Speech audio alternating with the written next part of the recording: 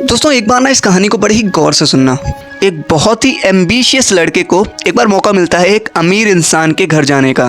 तो वो लड़का उस अमीर आदमी के घर जाकर इतना बड़ा घर देखकर बड़ा ही बौखला जाता है। वो इतना बड़ा घर देखकर, वहाँ पर इतनी सारी कारें देखकर बड़ा ही अच्छा फील करने लगता है और मन ही मन में ये सोचने लगता है कि मेरे को भी ये सब चाहिए ना। तभी वो जो अमीर आदमी होता है वो उसके पास आता है। तो जब वो उसके पास आता है तो ये एम्बिशियस लड़का उससे पूछता है, आपके पास इतना लग्जीरियस हाउस है, इतनी लग्जीरियस कारें हैं, इतनी लग्जीरियस लाइफ स्टाइल है, ये सब आपने कैसे अचीव किया ना। ये चीज़ सुनकर वो अमीर इंसान कहता है, देखो इसके पीछे ना एक सीक्रेट है जो मैं तुम्हें ज़रूर बताऊंगा, लेकिन जो मेरा बताने का जो तरीका होगा वो थोड़ा सा डिफरेंट होगा, जो तुम्हें शायद अच्छा ना लगे ना। ये चीज़ सुनकर वो लड़का कहता है, अब बताओ, मैं जानना चाहता हूँ, मेरे को कोई प्रॉब्लम नहीं होगी। अब ये सुनने के बाद वो अमीर इंसान उस लड़के को एक स्विमिंग पूल के पास ले जाता है और उससे कहता है कि ये जो पानी तुम देख रहे हो इसके अंदर ज़रा गौर से देखो। तो ये सुनकर वो लड़का बिल्कुल वैसे ही करने लगता है और पानी के पास जाकर उसमें देखने लगता है ना। जैसे ही वो लड़का स्विमिंग पूल में देख रहा होता है, वो अमीर इंसान पीछे से आता है और उसकी मुंडी लेके पानी में डुबाने लगता है। अब ऑब्वियसली वो लड़का बड़ा ही पैनिक हो जाता है और हाथ पैर चलाने लगता है, तड़पना लगता है। और लगभग 30 सेकंड बाद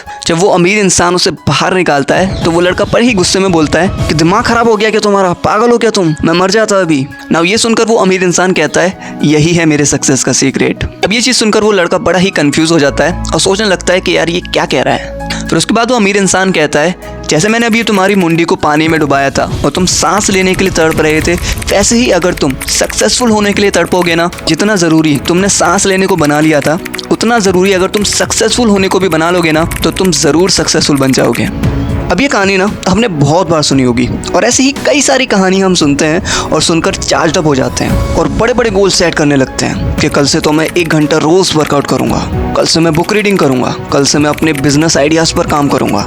लेकिन 1 दिन करने के बाद, 2 दिन करने के बाद, तीसरे दिन वो सारा जोश खत्म, bye bye, tata, goodbye, गया और हम वैसे ही बन जाते हैं जैसा पहले थे। और फिर जब हम अपनी नॉर्मल लाइफ में दोबारा से वापस आ जाते हैं तब हमारे पास होती है एक लिस्ट एक्सक्यूजेस की। फिर हमारे पास बहुत सारे बहाने रेडी होते हैं कि यार वर्कआउट करने से तो मेरे को दर्द होने लगता है शरीर में, बुक रीडिंग यार बड़ी बोरिंग है, और ऐसे ही कई सारे बहाने फिर हम बनाने लगते हैं। और फिर जब हम ऐसे ही बहाने बना के दुखी होने लगते हैं फिर दोबारा से कोई मोटिवेशनल वीडियो देख लेते हैं, कोई कहानी सुन लेते हैं मोटिवेशनल, फिर से चार्ज अप हो जाते हैं और फिर से वही 2-3 दिन के बाद वो बुखार उतर जाता है और ये साइकिल ऐसे ही चलता रहता है और हम कभी भी किसी एक काम पर टिक कर लग ही नहीं पाते और इसी वजह से हम सक्सेसफुल भी नहीं बन पाते, क्योंकि हम लोग ना पूरी तरह से मोटिवेशन पर रिलाय हो चुके हैं। हमें लगता है कि कभी ना कभी तो वो समय ज़रूर आएगा जब हमारे अंदर से पूरी मोटिवेशन आने लगेगी और हम पूरे जोश के साथ काम करने लगेंगे, लेकिन अनफॉर्चुनेटली ऐसा कभी नहीं होगा, क्योंकि मोटिवेशन सिर्फ एक इमोशन होता है और जैसा कि हम जानते हैं कि इमोशंस आर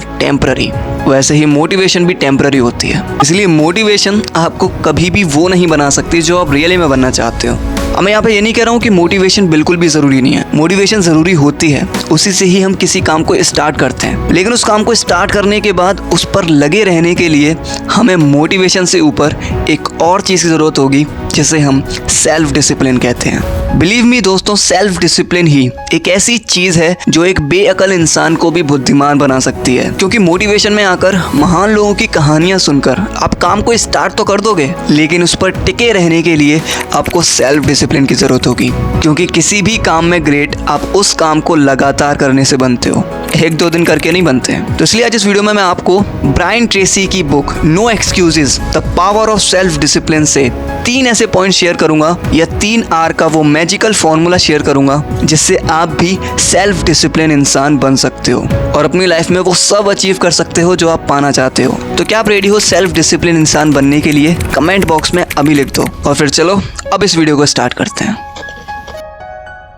तो फर्स्ट R स्टैंड करता है रीज़न के लिए। अच्छा, अगर मैं भी आपसे कहूँ कि आपको मुंबई से दिल्ली जाना है, वो भी पैदल, और इसके लिए आपको कुछ भी नहीं मिलेगा, तो क्या आप जाओगे? नहीं ना। आप कहोगे क्या पागल हो गया क्या तू, फालतू में कौन इतनी मेहनत करेगा। लेकिन वहीं अगर मैं आपसे ये कहूँ कि आपको मुंबई से दिल्ली जाना है पैदल और उसके लिए आपको पूरे 100 करोड़ रुपए मिलेंगे, तो अब इस काम को आप पूरे मोटिवेशन के साथ करोगे, है ना? वेल क्यों? क्योंकि यहाँ पर एक रीज़न आ गया और ये रीज़न ही होता है जो आपको किसी काम को करने के लिए मोटिवेट करता है। सेम यही चीज़ अगर हम अपनी लाइफ के साथ कनेक्ट करके देखेंगे तो हमें जो काम करना है उसे करने के पीछे का रीज़न हम ढूंढते हैं? नहीं ढूंढते। हम गोल्स तो बहुत बड़े बड़े सेट कर लेते हैं कि कल से तो तो मैं रोज वर्कआउट करूंगा, कल से तो मैं अपने बिजनेस आइडियाज पर काम करूंगा, कल से मैं अमीर बनने के लिए रोज मेहनत करूंगा। लेकिन कभी भी खुद से ये नहीं पूछते कि ये सब मेरे को करना ही क्यों है, क्यों मुझे अमीर बनना है, क्यों मुझे रोज वर्कआउट करनी है, क्यों मुझे रोज बुक रीडिंग करनी है। और ऐसे करके हम किसी भी काम को करने के पीछे का वो रीजन ही नहीं ढूंढ पाते जिसकी वजह से हम उस काम के बेनिफिट को देखकर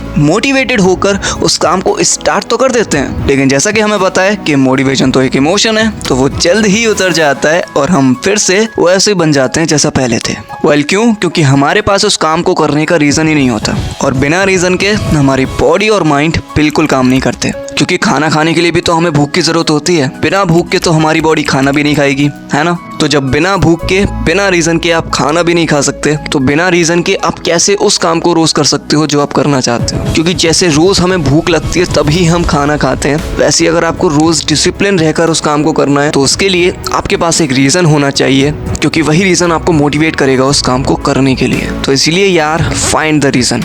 आर नंबर 2 स्टैंड करता है रिसर्च के लिए। अब एक बार आपके पास रीजन आ गया, उसके बाद जो आपको करना है वो है रिसर्च। देखो, ऑथर का ना एक डेंटिस्ट हुआ करता था और वो बड़ा ही पैशनेट था अपने काम को लेकर के, और हर रोज वो अपने काम से रिलेटेड रिसर्च करता रहता था, अलग अलग किताबें पढ़ता रहता था, नए नए मेंटर्स से बातें सीखता रहता था, वीडियोस के थ्रू सीखता रहता था, सेमिनार्स के थ्रू सीखता रहता था, और ऐसे ही कई सारे सोर्सेज से वो सीखता रहता था ना। इसी दौरान वो हांगकांग के एक कॉन्फ्रेंस में गया होता है जहाँ पर जापान का एक डेंटिस्ट आया होता है और वो दांतों को पूरी तरह से साफ करने की एक ट्रिक बता रहा होता है जो कि बड़ी ही आरामदायक होती है और अच्छी होती है। तो अब ये जो डेंटिस्ट होता है वो उस जापान के डेंटिस्ट से वो सीख लेता है, और जब ये पूरी तरह से सीख लेता है तो उस चीज़ को वो यूएस आकर अपने काम में लगा कर देखता है। तो जैसे ही वो उस टेक्निक को यूएस में यूज़ करता है लोगों के साथ, तो लोगों को बड़ा ही अच्छा लगता है और उसकी सेल्स और उसकी डिमांड बढ़ती ही जाती है, और देखते ही देखते उसके पास काफ़ी सारा पैसा आ जाता है और वो कई सारे क्लिनिक खोल लेता है, जिससे उसकी जो ग्रोथ है वो 100x हो जाती है। और ये सब इसीलिए ही हो पाया क्योंकि वो अपने काम के लिए पैशनेट था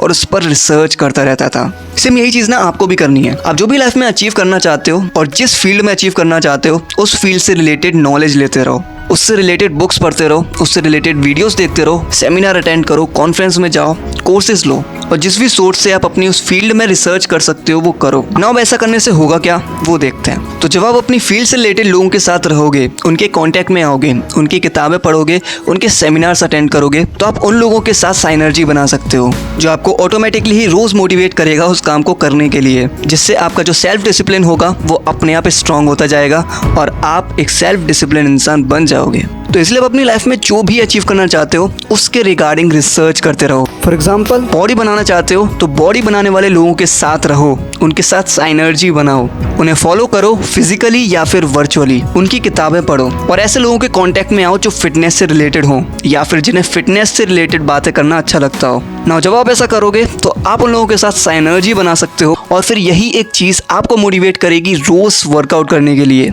या फिर रोज अपनी फिटनेस पर ध्यान देने के लिए। और ऐसे करके रोज अपनी फिटनेस पर ध्यान देने का जो डिसिप्लिन आपका होगा वो बढ़ता ही जाएगा, और फिर आप रोज ऑटोमेटिकली ही उस काम को करने के लिए मोटिवेट हो जाओगे। तो इसीलिए do research about your goals. और अब बारी आती है उस लास्ट आर की जो कि स्टैंड करता है रेपिटेशन के लिए। देखो, 19th सेंचुरी के जो ग्रेट एक्सप्लोरर थे हेनरी स्टैनली, जिन्होंने कॉन्गो रिवर को एक्सप्लोर किया था ना, उन्होंने अपनी जर्नी की स्टार्टिंग 224 लोगों के साथ की थी, लेकिन जर्नी एंड होते होते सिर्फ 114 लोग ही बचे थे, और उन्हें इस जर्नी को पूरा करने में 999 दिन का समय लगा था। और फिर फाइनली उन्होंने सक्सेसफुली कॉन्गो रिवर का नक्शा बना लिया था। और इसी एक चीज़ की वजह से स्टैनली को ना उस समय इस दुनिया का सबसे डिसिप्लिन इंसान माना जाता था, क्योंकि उन्होंने इतनी मुश्किलों के बाद भी कॉन्गो रिवर को एक्सप्लोर किया था बिना क्विट किए, जो कि बड़े बड़े एक्सप्लोरर नहीं कर पाए थे ना। अब ये सवाल आता है कि उन्होंने ये सब किया कैसे ना। इसके पीछे का जो रीज़न है वो थोड़ा सा आपको वियर्ड लग सकता है, लेकिन बड़ा ही इंटरेस्टिंग है। देखो, ऑथर बताते हैं कि ये जो स्टैनली थे ना,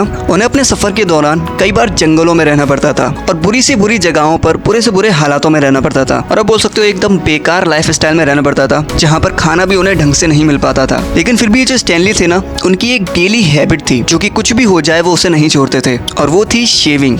वो हर रोज सबसे पहले सुबह उठकर शेव करते थे, चाहे कितने भी प्रॉब्लम्स उनके सामने आ जाए, लेकिन वो हमेशा शेव करते थे, और इसी एक चीज़ की वजह से वो इतने डिसिप्लिन बन पाए थे। अब आप लोग ये सोच रहे होंगे कि शेविंग करने से कौन इतना सक्सेसफुल और डिसिप्लिन बन सकता है। देखो, ऑथर बताते हैं ना कि ये जो स्टैनली थे, इन्होंने अपने काम को अपनी शेविंग स्किन से एसोसिएट कर लिया था, जो कि उन्हें बड़ा ही कॉन्फिडेंट फील कराता था और उन्हें ये रियलाइज कराता था कि चीज़ें चाहे कितनी भी बेकार हो जाएं, लेकिन कुछ चीज़ें ऐसी हैं जो मैं कंट्रोल कर सकता हूँ, जो मेरे कंट्रोल में हैं। और फिर रोज़ यही शेव करने की आदत उन्हें मोटिवेशन देती थी ना। ऐसा कई बार हमारे साथ भी होता है कि कुछ हमारी आदतें ऐसी होती हैं जो कि ट्रिगर करती हैं। फॉर एग्जाम्पल, अगर आपको सिगरेट पीने की आदत है तो जब भी आप किसी सिगरेट पीते हुए बंदे को देखोगे ना, तो आपके अंदर भी वो ट्रिगर बजेगा और आपको मोटिवेट करेगा सिगरेट पीने के लिए। सेम यही चीज़ ना स्टैनली के साथ भी थी। वो जब भी अपनी शेविंग स्किन को देखते थे ना, तो उन्हें भी एक ट्रिगर मिलता था, एक मोटिवेशन मिलता था अपने पूरे दिन को हैंडल करने का और उसे टैकल करने का। और यही आप बोल सकते हो पावर होती है रेपिटेशन की। जितना ज़्यादा आप चीज़ों को रिपीट करोगे ना, उतने ही ज़्यादा चांसेस होंगे आपके सेल्फ डिसिप्लिन रहने के। ऐसे दोस्तों, अगर आप भी एक रूटीन बनाओगे ना, कोई एक चीज़ को रोज सिस्टमेटिकली फॉलो करोगे ना, तो ये चीज़ आपकी मदद करेगी हैबिट बिल्ड करने में। और एक बार अगर हैबिट बिल्ड हो गई तो मान लो कि आपका सेल्फ डिसिप्लिन भी बिल्ड हो गया। इसलिए रेपिटेशन पर ध्यान जरूर दो।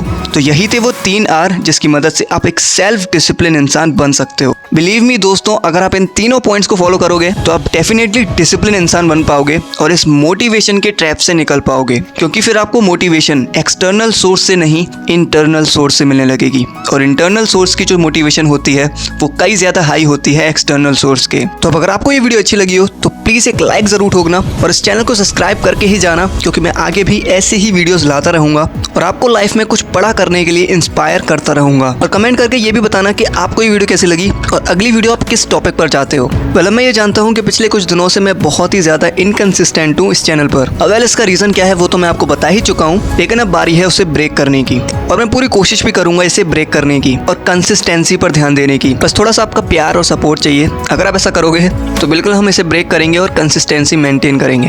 तो चलो फिर यार, अब मैं मिलता हूँ आपसे अगली वीडियो में। तब तक के लिए keep reading, keep growing. Thanks for watching. जय हिंद।